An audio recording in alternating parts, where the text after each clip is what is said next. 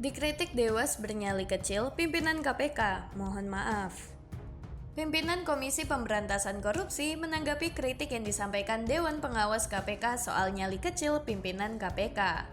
Wakil Ketua KPK Johanis Tanak menjelaskan bahwa pihaknya bukan bernyali kecil dalam menangani perkara tetapi mengedepankan hak asasi manusia.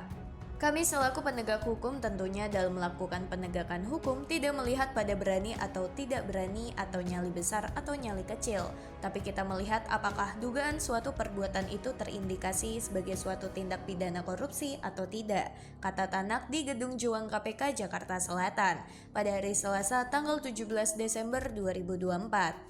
Dia menegaskan bahwa dalam penanganan perkara, lembaga anti rasuah merujuk pada hukum formil dan material.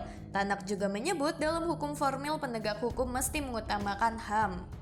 Untuk itu, kita tidak boleh ceroboh dalam menjalankan tugas penegakan hukum dalam terkait dengan tindak pidana korupsi, ujar Tanak. Menurutnya, penanganan perkara tidak ditentukan oleh nyali pimpinan lembaga, tetapi soal pembuktian ada atau tidak peristiwa tindak pidana. Kita harus berpikir yang juridis formal, bukan secara logika. Jadi kita berpikir secara hukum, jadi bukan logika, tutur Tanak. Lantaran itu, ia mengemukakan bahwa tidak pantas apabila menyebut pimpinan KPK tidak memiliki keberanian.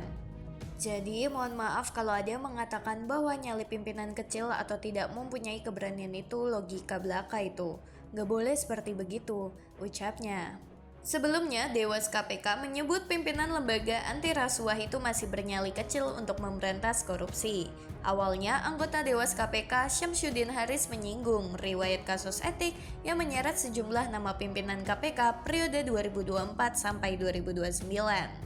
Pimpinan KPK belum dapat memberikan teladan khususnya mengenai integritas, kata Syamsuddin di Gedung ACLC KPK, Jakarta Selatan pada hari Kamis tanggal 12 Desember 2024. Ia mengemukakan tersebut lantaran 3 pimpinan KPK memiliki rekam jejak persoalan etik. Menurutnya, bukan hanya soal integritas, namun juga pimpinan KPK dinilai belum menunjukkan konsistensi soal sinergitas.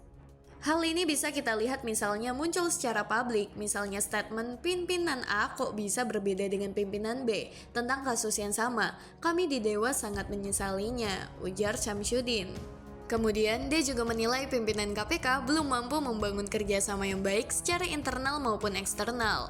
Menurutnya, pimpinan KPK saat ini tidak memiliki nyali dalam pemberantasan korupsi. Apakah pimpinan itu ada atau memiliki nyali? Mungkin ada, tapi masih kecil.